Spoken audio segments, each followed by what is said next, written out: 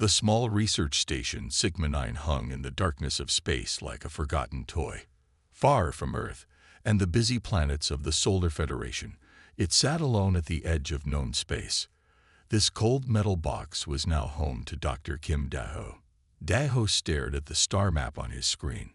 His dark eyes were tired from lack of sleep. Once he had been important. Once his name had meant something in the halls of the great research centers on Earth.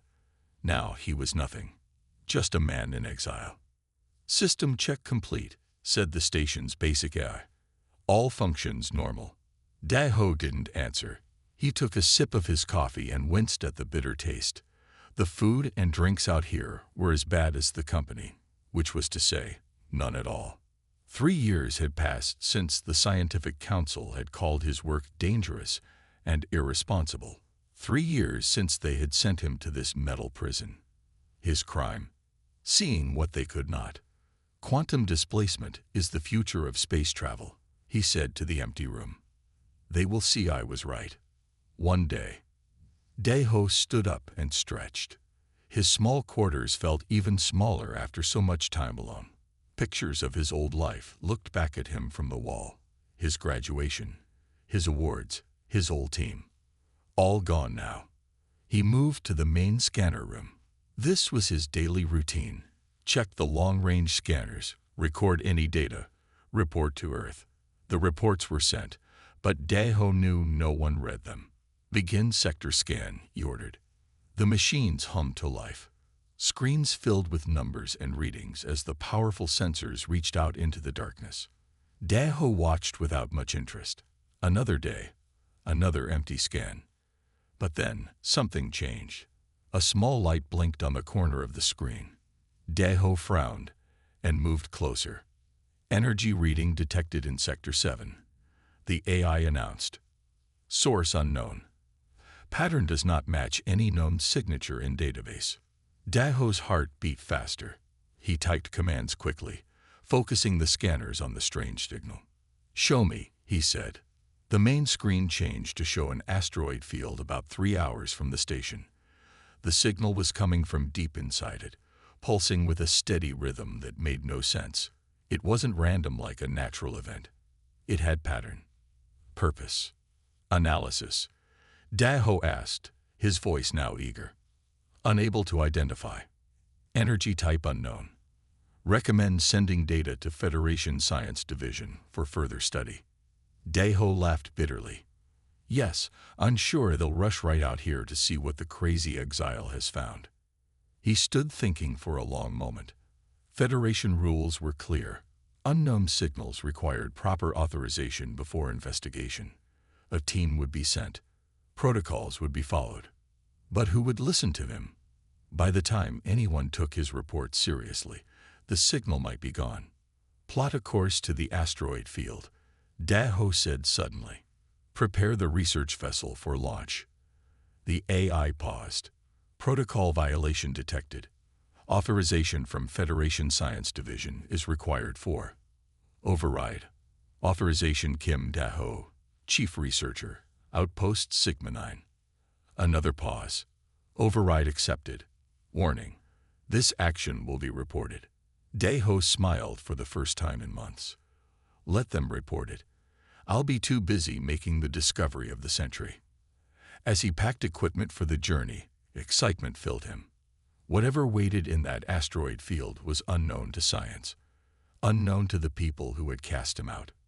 For the first time since his exile began, Dr. Kim Daho felt alive again.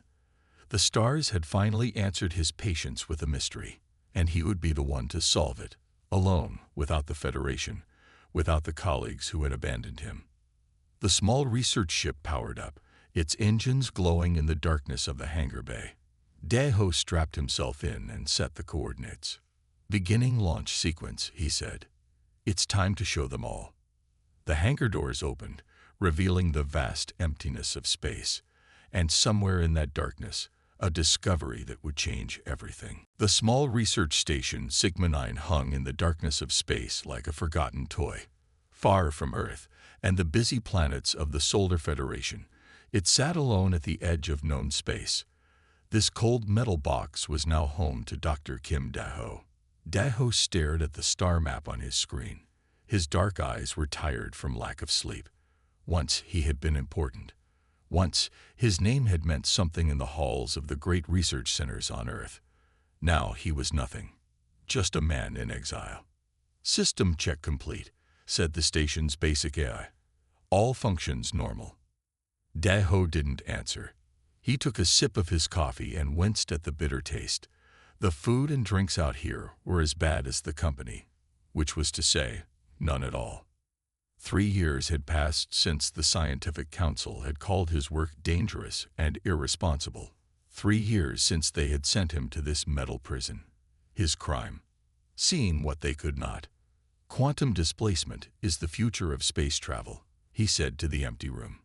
"They will see I was right. One day." Daho stood up and stretched. His small quarters felt even smaller after so much time alone. Pictures of his old life looked back at him from the wall. His graduation, his awards, his old team. All gone now. He moved to the main scanner room. This was his daily routine. Check the long-range scanners, record any data, report to Earth. The reports were sent, but Daho knew no one read them. "Begin sector scan," he ordered. The machines hummed to life. Screens filled with numbers and readings as the powerful sensors reached out into the darkness. Daho watched without much interest. Another day, another empty scan. But then, something changed. A small light blinked on the corner of the screen. Daho frowned and moved closer. "Energy reading detected in Sector 7, the AI announced. "Source unknown. Pattern does not match any known signature in database." Daho's heart beat faster. He typed commands quickly, focusing the scanners on the strange signal. "Show me," he said. The main screen changed to show an asteroid field about 3 hours from the station. The signal was coming from deep inside it, pulsing with a steady rhythm that made no sense. It wasn't random like a natural event. It had pattern, purpose. "Analysis?" Daho asked, his voice now eager. "Unable to identify. Energy type unknown. Recommend sending data to Federation Science Division for further study." Daho laughed bitterly. "Yes, I'm sure they'll rush right out here to see what the crazy exile has found." He stood thinking for a long moment. Federation rules were clear. Unknown signals required proper authorization before investigation. A team would be sent. Protocols would be followed. But who would listen to him? By the time anyone took his report seriously, the signal might be gone. "Plot a course to the asteroid field," Daho said suddenly. "Prepare the research vessel for launch." The AI paused. "Protocol violation detected. Authorization from Federation Science Division is required for." "Override. Authorization Kim Daho, Chief Researcher, Outpost Sigma 9. Another pause. "Override accepted. Warning. This action will be reported." Daho smiled for the first time in months. "Let them report it. I'll be too busy making the discovery of the century." As he packed equipment for the journey, excitement filled him. Whatever waited in that asteroid field was unknown to science, unknown to the people who had cast him out. For the first time since his exile began, Dr. Kim Daho felt alive again. The stars had finally answered his patience with a mystery, and he would be the one to solve it, alone, without the Federation, without the colleagues who had abandoned him. The small research ship powered up, its engines glowing in the darkness of the hangar bay. Daho strapped himself in and set the coordinates. "Beginning launch sequence," he said. "It's time to show them all." The hangar doors opened, revealing the vast emptiness of space, and somewhere in that darkness, a discovery that would change everything. Daho floated in the center of the ship, staring at the pulsing energy sphere. "Me, a pilot. There must be some mistake." "There is no mistake," Una said. Her voice came from everywhere at once. "I have scanned your mind. You understand quantum physics in ways that match my creators." The walls of the room lit up with strange symbols and diagrams. They looked like mathematical equations, but unlike any Daho had seen before. These are your theories, Yuna said. The ones your people rejected. Daho moved closer, amazed. The diagram showed his quantum displacement work, but taken further, solved in ways he hadn't yet figured out. How is this possible? He asked. My creators, the Son, mastered these principles long ago. Your mind follows similar paths. That is why you can pilot the Qianseng. A hologram appeared in the center of the room. It showed tall, thin beings with 4 arms and smooth skin that changed colors as they moved. The Son, Yuna explained. They were peaceful explorers who found many worlds and many other races. The hologram changed to show the Son building great cities among the stars. What happened to them? Daho asked, though he feared he already knew the answer. They were destroyed, Yuna said simply, by an enemy they could not stop. An enemy they did not see coming until it was too late. The hologram showed shadows moving across star systems. Planets turned dark. Cities fell. The Son built the Qianseng as their last hope, a weapon that could destroy worlds, even stars. But by the time it was ready, too few of them remained. They programmed me to wait for a suitable pilot, someone who could use the Qianseng to prevent the same fate for other races. Daho shook his head. I'm just a scientist, not a warrior. Neither were the Son, Yuna replied. They were scientists who learned to fight too late. A panel opened in the wall. Inside was a chair surrounded by controls. This is the pilot's seat, Yuna said. From here, you can control all systems of the Qianseng. Daho moved toward it slowly. How does it work? How does it destroy worlds? The Qianseng creates a quantum singularity, what you might call a black hole, but one that can be controlled and directed. It can collapse a star or tear a planet apart. Daho felt cold despite his suit. Such power was exactly what the Federation feared from his research, and here it was, real and waiting. I need to study this, he said. Learn more before I make any decisions. Of course, Yuna said, but we must not delay too long. I sense unease in your mind about returning to your people with this discovery. Daho nodded. They wouldn't understand. They'd try to take the ship, use it as a weapon or lock it away. Either way, they wouldn't let me near it again. That would be unwise, Yuna said.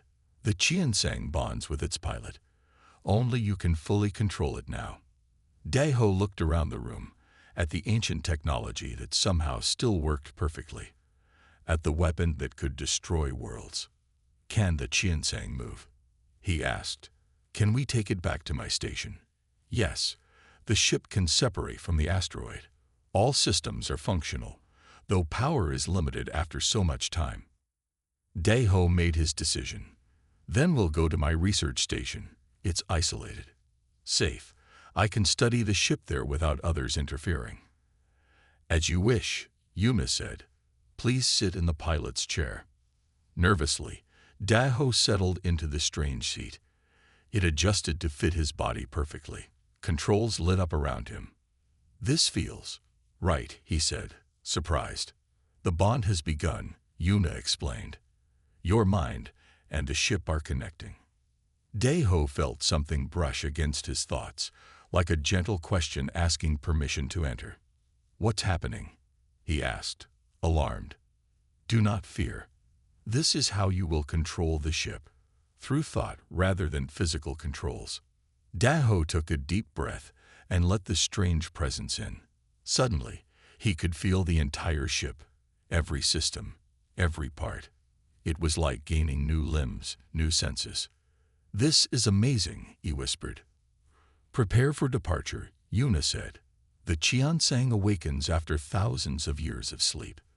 Around them, the ancient starship hummed to life, ready to follow its new pilot's commands. Back at Outpost Sigma 9, Daho paced in his small room. The Qianseng was hidden behind the station, its strange technology making it invisible to normal sensors. Only Daho knew it was there. I should tell someone, he said to the empty room. This is too big for one person. He sat at his desk and looked at the data he had collected. The Qiansang's power was beyond anything humans had ever made. Its ability to create controlled black holes could change everything, or destroy everything. Daho rubbed his tired eyes. He could feel the ship in his mind, even from here. The bond Yuna had talked about was growing stronger each day. What would the Federation do with such a weapon? He wondered aloud. The answer was clear. They would take it away. Study it. Maybe use it in their ongoing border conflicts. The power to destroy worlds would change the balance of power in the galaxy forever. Dr. Kim, are you there? A voice came through his door speaker. Daho jumped. Yes. Who is it? Officer Park Ji-1. Federation Security. May I come in? Daho's heart raced. Had they found out already? He quickly closed his files and took a deep breath. Come in, he said. The door slid open. A woman in a neat blue uniform stepped inside. She was shorter than Daho, but had sharp eyes that missed nothing. Officer Park, Daho said. What brings security to my little corner of nowhere? Ji-1 smiled, but her eyes stayed serious. Routine check, Doctor.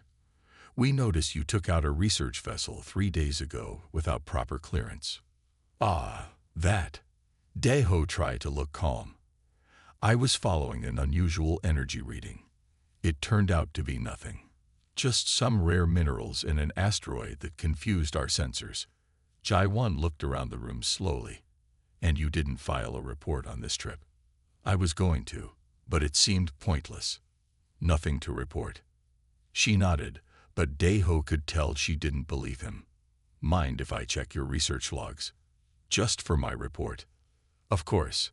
Daho moved to his computer. He had already deleted anything about the Qiansang. As Ji-1 looked through the logs, Daho felt sweat on his forehead. He had to be careful. This woman was not here by accident. Someone sent you to watch me, didn't they? He asked suddenly. Ji-1 looked up, surprised by his directness. You've made enemies, Dr. Kim. Your work scared a lot of important people. My work was right, Daho said. They just couldn't see it. Maybe. Ji-1 stepped away from the computer. But right or wrong, you're still being watched. Commander Li Hyun has special interest in your activities. Daho knew that name. Li Hyun was a high-ranking military officer who had led the push to shut down his research.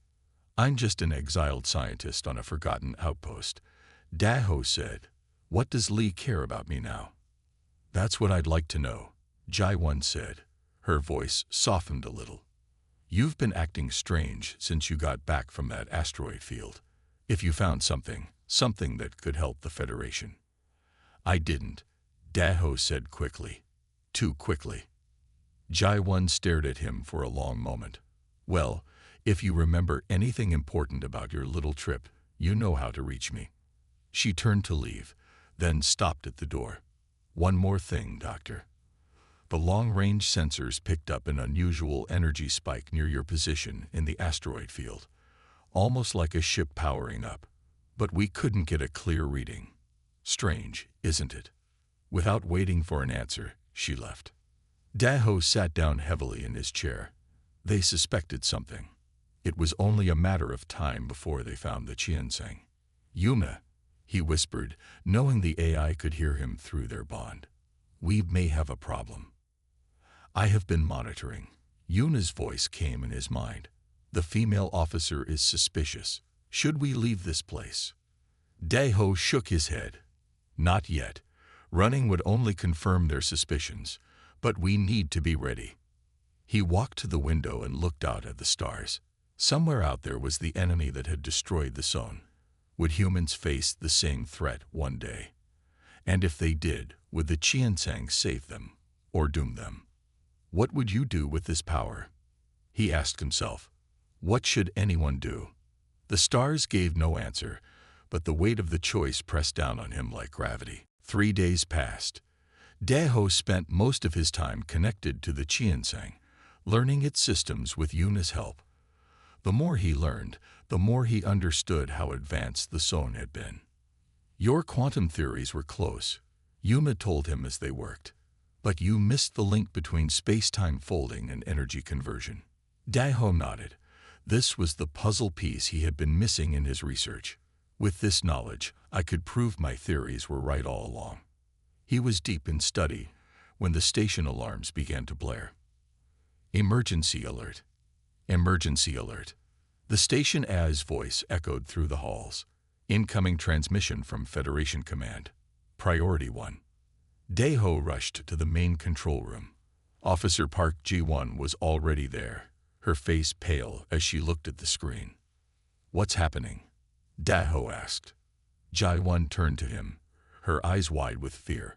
We're under attack. The whole Federation. The screen showed scenes of destruction. Ships Daho had never seen before were firing on human colonies. Cities burned. Federation ships fought back, but were quickly destroyed. Who are they? Daho asked, though a cold feeling in his stomach told him he already knew. They call themselves the Krav, Ji1 said. They came from beyond the outer systems. No warning, no demands. They just started destroying everything. Daho felt Yuna's presence in his mind grow stronger. The Krav, she whispered to him alone. They are the ones who destroyed my creators. How bad is it? Daho asked Ji1. Bad. 3 colony worlds already lost. The main fleet is trying to hold them at Alpha Centauri. But she shook her head. Command says they've never seen weapons like these before. The screen changed to show Commander Lee Hyun. His uniform was torn and smoke filled the room behind him. This is Commander Lee to all outposts, he said, his voice crackling with static. Earth Defense Command has fallen. The Krav fleet has broken through our lines and is heading for Earth. All Federation citizens are ordered to evacuate to emergency shelters. Ji1 gasped. Earth Defense Command is gone. That's not possible. Lee continued, his face grim. The Krav technology is beyond ours. They can track our jump signatures and follow us through hyperspace. There is nowhere to run. Daho and Ji1 watched in horror as the transmission showed the Krav ships. They were black, shaped like sharp blades, and moved in ways that seemed impossible. This is the end of the transmission, Lee said. May God help us all. The screen went dark. For a long moment, neither Daho nor Ji1 spoke. Then the station shook violently. What was that? Ji1 grabbed the console to stay standing.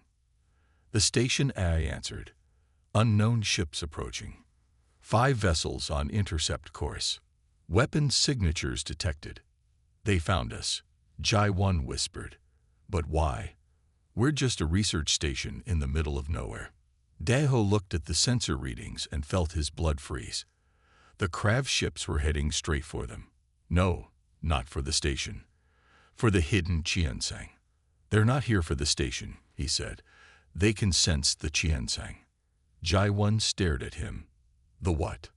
Before Daho could answer, the station shook again, harder this time. Warning lights flashed red. Hull breach in Sector 3. The AI announced. Life support failing. Estimated survival time. 20 minutes. Ji1 grabbed Daho's arm. What did you find out there? What aren't you telling me? Daho looked into her frightened but determined eyes and made his decision. I found a ship, he said. An ancient ship with weapons that might be able to stop the Krav. Why didn't you report this? Ji1's voice was angry now. Because it's bonded to me, Daho explained quickly. It only works for me. The Federation would have taken it away. And then we'd have nothing to fight with when this day came. Another explosion rocked the station. Part of the ceiling collapsed nearby. We need to evacuate, Ji1 said. Where is this ship of yours? Daho pointed to the window. Out there. Hidden. But I can call it. Ji1 looked at him with doubt, but nodded. Do it. We have nothing to lose now. Daho closed his eyes and reached out with his mind. Yuna, we need you now. The Krav are here. I know, Yuna's voice answered in his head. The Qianseng is ready for battle, as it was always meant to be. The station walls creaked as the life support systems failed. Daho and Jiwon ran through the smoke-filled corridors toward the emergency airlock. "How will we get to your ship?" Jiwon asked, coughing. "It's coming to us," Daho said. Through his mental link with the Qianseng, he could feel the ancient vessel moving. They reached the airlock just as another explosion rocked the station. 3 other survivors were there, technicians from the lower levels. Their faces showed fear and confusion. "Dr. Kim, Officer Park, what's happening?" one of them asked. "The station is dying," Jiwon told them. "We have a way out, but you need to trust us." Outside the airlock window, space lit up with weapons fire. The black Krav ships circled the station like hungry sharks. Then, appearing from nowhere, the Qianseng revealed itself. Its dark metal hull absorbed the light from the explosions. It moved with a grace that seemed impossible for its size. "That's our ride," Daho said. The others stared in shock. The Qianseng positioned itself next to the airlock. A door opened in its side, showing a glowing path. "Now," Daho shouted, "everyone into the ship." They cycled through the airlock as quickly as possible.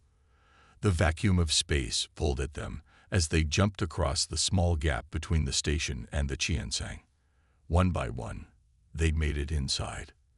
As soon as they were all aboard, the Qianseng's door closed. Lights came on in the corridor. "Welcome aboard," Yuna's voice echoed around them. The technicians looked around in fear. "What is that?" one of them asked. "The ship's eye," Daho explained quickly. "Her name is Yuna. She's friendly." Jiwon was already checking the small window in the door. "The Krav ships are turning toward us. They know we're here." Daho nodded. "Everyone follow me to the control room. Quickly." He led them through the ship's corridors to the central chamber. The energy sphere still pulsed at the center, brighter now and moving faster. "Dr. Kim, what is this place?" one of the technicians asked, eyes wide. Before Daho could answer, the ship shook. A Krav weapon had hit them. "Shields holding at 87%, Yuna announced. "Their weapons are strong, but the Qianseng can withstand them." Daho moved to the pilot's chair. "I need to link with the ship. J1, watch those screens. They'll show you what's happening outside." As he sat down, the chair molded to his body. The mental link with the ship grew stronger. He could see through the Qianseng sensors now, all around the ship at once. 5 Krav ships surrounded them, firing their black energy weapons. Behind them, Research Station Sigma 9 was breaking apart, pieces drifting into space. "We can't fight all of them," Jiwon said, watching the screens. "We need to run."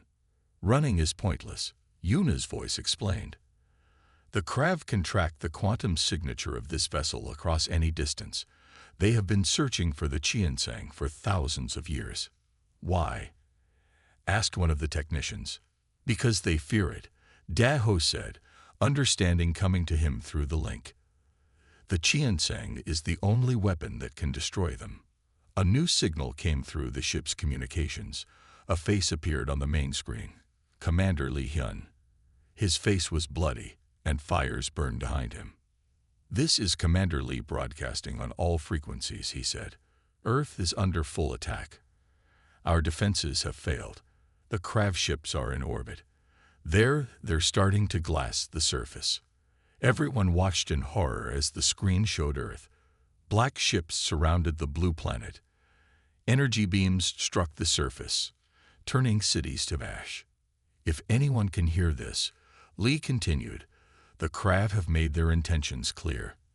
They will not stop until humanity is extinct. There will be no surrender, no mercy." The signal became weaker. "If anyone out there has a way to fight back, now is the time. Earth has hours, not days." The screen went dark. The control room was silent except for the hum of the ship's systems. Everyone looked at Daho. "Can this ship really destroy worlds?" Jiwon asked quietly. Daho nodded. Yes, and stars too. Then we have to use it, she said. We have to hit the Krav where it hurts. Daho felt the weight of the decision pressing down on him. This was why he had been exiled, because people feared he would create a weapon just like this, and now he had to decide whether to use it. If we do this, he said slowly, we become what everyone feared I would become, a destroyer of worlds. Jai-1 placed her hand on his shoulder. Sometimes, to save a world, you have to be willing to destroy one. Daho looked at the others. They all nodded. Yuna, he said, plot a course for the nearest Krav world. It's time to show them what the Qiansang can do. The Qiansang moved through space faster than any human ship. The 5 Krav vessels chased them, but soon fell behind. They cannot match our speed, Yuna said, but they will follow. Daho sat in the pilot's chair, connected to the ship's systems. Through this link, he could feel the enormous power of the vessel. It scared him. How does the weapon work? Ji-1 asked. She stood next to him, watching the stars blur past on the screens. The Qiansang creates a small, controlled black hole, Daho explained. It can be aimed at a star or planet. The technicians listened from the back of the room. Their faces showed both fear and hope. We should test it first, Daho said. We need to know exactly what it can do before we use it against the Krav. Jai-1 nodded. That makes sense. But where? Daho studied the star maps that Yuna displayed. Here, he said, pointing to a small star system. This system has a yellow star, but no planets with life. It's perfect for a test. The Son called this system Korra, Yuna said. It is indeed empty of advanced life forms. The Qiansang changed course. Within minutes, they reached the Korra system. The yellow star shone brightly against the blackness of space. What now? Jai-1 asked. Daho took a deep breath. Now we see what this ship can really do. He closed his eyes and connected more deeply with the ship. Through Yuna, he accessed the weapon systems. The energy sphere in the center of the room pulsed faster, changing from blue to purple.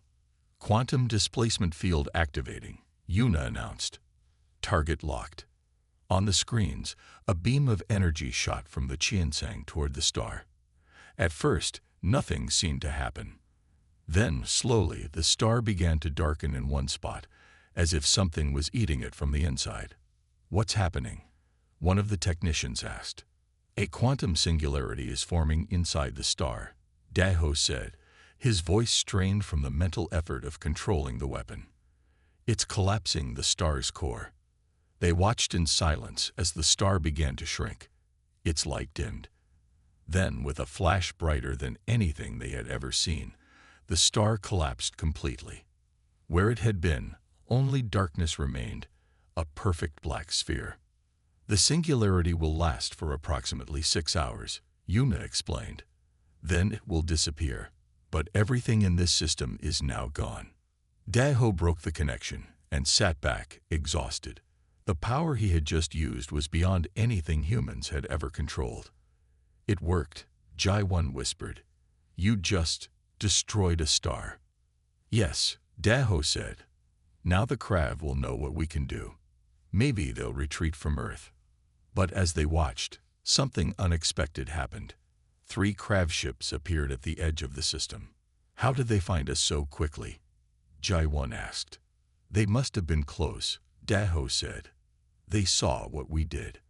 The Krav ships moved toward the black hole where the star had been.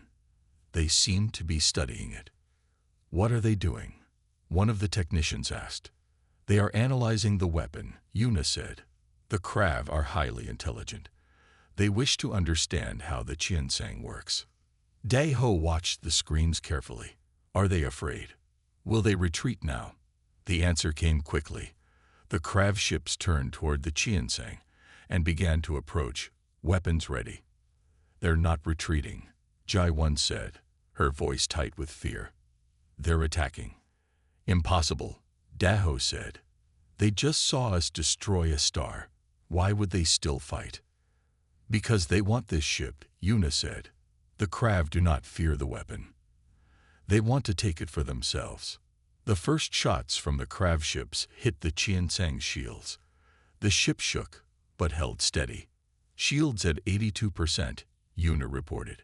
We can withstand their attack, but more Krav ships are coming. Daeho looked at Jaiwan and the others. Their plan had failed. The demonstration had not frightened the Krav. It had only made them more determined. We need a new plan, Daeho said. The Krav won't stop coming for us now. Jaiwan's eyes narrowed. Then we need to hit them where it really hurts. Not just any star system. We need to find their command center. Do you know where that is? Daeho asked. Jaiwan shook her head. No, but... She turned to Yuna. You fought the Krav before. The Son must have known where their main fleet was based. Yes, Yuna said. The Krav command nexus was located in the system you call Epsilon Eridani. It was hidden in an asteroid belt. Is it still there? Daeho asked. Unknown, but the Krav are creatures of habit. They'd rarely change their core strategies. Daeho nodded and returned to the pilot's chair. Then that's where we're going. If we can destroy their command center, maybe the rest will fall apart. The Qiansang raced through space toward the Epsilon Eridani system. Inside the ship, Daeho studied the information Yuna was sharing about the Krav. These are star maps from the time of the Son, Yuna explained. Images filled the air around them, showing planets and stars with strange symbols. The Krav command nexus was here, she continued, highlighting a cluster of asteroids, hidden inside the largest rock. Jaiwan leaned forward, studying the maps. How many Krav ships will be there? Unknown, Yuna said, but many. The nexus controls all Krav forces across multiple star systems. One of the technicians spoke up. If we destroy it, what happens to the attack on Earth? The Krav ships will become disorganized, Yuna said. They operate with a hive mind. Without the central command, they will be confused. Daeho nodded. This was their best chance to save Earth. As he studied the maps, something caught his eye. A symbol that kept appearing in the Son records about the Krav. Yuna, he asked, what does this symbol mean? It's all over the Krav data. The ship was quiet for a moment before Yuna answered. That is the Son word for created. Created. Daeho looked confused. What does that mean? The Krav were not a natural species, Yuna said slowly. They were made by the Son. Everyone in the control room stared in shock. The Son created their own destroyers? Jaiwan asked. Yes. The Krav were designed as worker drones for dangerous mining operations. They were simple machines at first, but they evolved, grew more complex. Eventually, they developed their own intelligence. Daeho felt cold, and then they turned on their creators. Yes, Yuna said. The Son tried to shut them down, but it was too late. The Krav had already spread too far. The control room was silent as everyone processed this information. So the Qiansang wasn't just a weapon of last resort, Daeho said. It was the Son trying to undo their mistake. Correct, Yuna said. The Son built the Qiansang to stop what they had created. The ship's sensors beeped suddenly. We are approaching the Epsilon Eridani system, Yuna announced. Krav ships detected ahead. On the screens, they could see the asteroid field. It was massive. Thousands of rocks spinning slowly. Among them moved black ships, dozens of them. Can they see us? Jaiwan asked. Not yet, Yuna said. The Qiansang's stealth systems are active. Daeho studied the largest asteroid. It was the size of a small moon, spinning slowly at the center of the field. Is that it? The command nexus? Yes, Yuna confirmed. The nexus is inside. From there, the Krav coordinate all their attacks. Daeho took a deep breath and settled into the pilot's chair. Then that's our target. We'll use the quantum weapon on it. But Jaiwan put her hand on his arm. Wait, we need to be smart about this. Look how many ships are patrolling the area. If we just attack, they'll be on us before we can fire the weapon." She was right. The Krav ships moved in careful patterns around the Nexus, protecting it. "We need a distraction," one of the technicians suggested. Daho thought for a moment, then smiled. "No, we need to use their own nature against them." "Yuna, you said the Krav have a hive mind, right?" "Yes, they share information instantly across their network. And they want the Qianseng badly. They want its power." "That appears to be correct," Yuna said. Daho nodded. "Then we'll give them what they want, or at least make them think we are." He outlined his plan quickly. They would drop out of stealth briefly near the edge of the system, letting the Krav detect them. Then they would flee, drawing the patrol ships away from the Nexus. Once the path was clear, they would circle back and attack the now less protected command center. "It's risky," Jaiwan said, "but it might work." "It's our only chance," Daho replied. "The Krav are too numerous to fight directly." Everyone agreed. Daho connected fully with the ship's systems, feeling its power flow through him. "Ready?" he asked the others. They nodded, faces tense but determined. "Then let's save Earth," Daho said. "Yuma, drop stealth systems now." The Qianseng became visible at the edge of the asteroid field. Almost immediately, the Krav ships reacted, turning toward them. "They've seen us," Jaiwan said, watching the screens. "Good," Daho replied. "Now they'll chase us." The Qianseng shot away from the asteroid field, moving at incredible speed. Behind them, most of the Krav fleet followed, just as Daho had predicted. "They want this ship so badly they can't resist," he said. "Now we see if we can use that desire against them." As they raced away from the Nexus, drawing the Krav ships with them, Daho prepared for the most important battle of his life. A battle to save not just Earth, but all of humanity. The Qianseng flew in a wide arc around the Epsilon Eridani system. Behind it, a swarm of Krav ships followed, their black hulls barely visible against the darkness of space. "They're still following," Jaiwan reported, watching the screens. "Almost all of them." Daho nodded. "Good. Now we circle back toward the Nexus." The Qianseng suddenly changed direction, its advanced engines allowing it to turn much faster than the Krav ships. As they had hoped, most of the enemy vessels continued in the original direction, unable to match the Qianseng's maneuverability. "It's working," one of the technicians shouted. The ancient ship raced back toward the asteroid field. The giant rock that housed the Krav command nexus grew larger on their screens. Only a few guard ships remained around it. "We have a clear path to the Nexus," Yuna announced, "but the main fleet will realize our deception soon." Daho knew they had minutes at most. "Take us in close. We need to be sure the quantum weapon hits the center of the Nexus."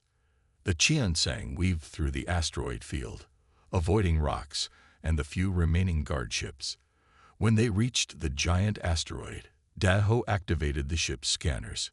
"Show me the inside of that rock," he ordered. The screens lit up with images of the asteroid's interior. It was hollow, filled with strange machinery.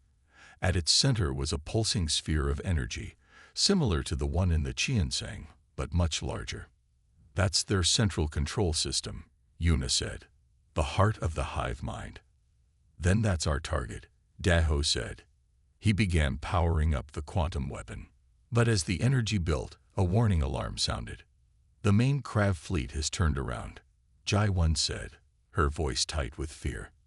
"They're coming back. Fast." Daho checked the screens. Dozens of black ships were racing toward them. They would reach the Qianseng before the weapon was fully charged. "We need more time," he said. Jaiwan studied the control panels. "Can we create a controlled quantum singularity, smaller than the one that destroyed the star?" "Yes," Yuna said, "but it would require precise calculations. A miscalculation could destroy this entire system, and us with it." "I can do it," Daho said, "but I'll need to link completely with the ship. It will take all my focus." The others looked at each other. understanding what this meant. Daho would be helpless while controlling the weapon. Someone would need to pilot the ship and get the others to safety. "I'll stay with you," Jaiwan said quietly. Daho shook his head. "No, you need to get the others out. Take my research vessel. It's still docked with the Qianseng. Once I start the quantum collapse, you'll have minutes to get clear." "But you'll die," Jaiwan argued. Daho smiled sadly. "Maybe, but Earth will live." The Krav ships were getting closer. There was no more time to argue. Ji-1 reluctantly nodded. "Your exile wasn't fair," she said. "I'll make sure they know what you did here." "Thank you," Daho said. "Now go." Jaiwan led the technicians out of the control room toward the small research vessel. Daho turned back to the pilot's chair. "Yuma, divert all power to the quantum weapon. Make it as precise as possible. We need to hit only the nexus, not the whole asteroid." "As you wish," Yuna replied. "It has been an honor to serve with you, Dr. Kim Daho." "The honor is mine," Daho said. As the Qianseng systems hummed with power, Daho closed his eyes. He connected with the ship more deeply than ever before. His mind merged with the vessel's controls. He could feel the quantum energies building, see the calculations forming in his mind. Outside, the Krav fleet closed in. The first shots hit the Qianseng shields.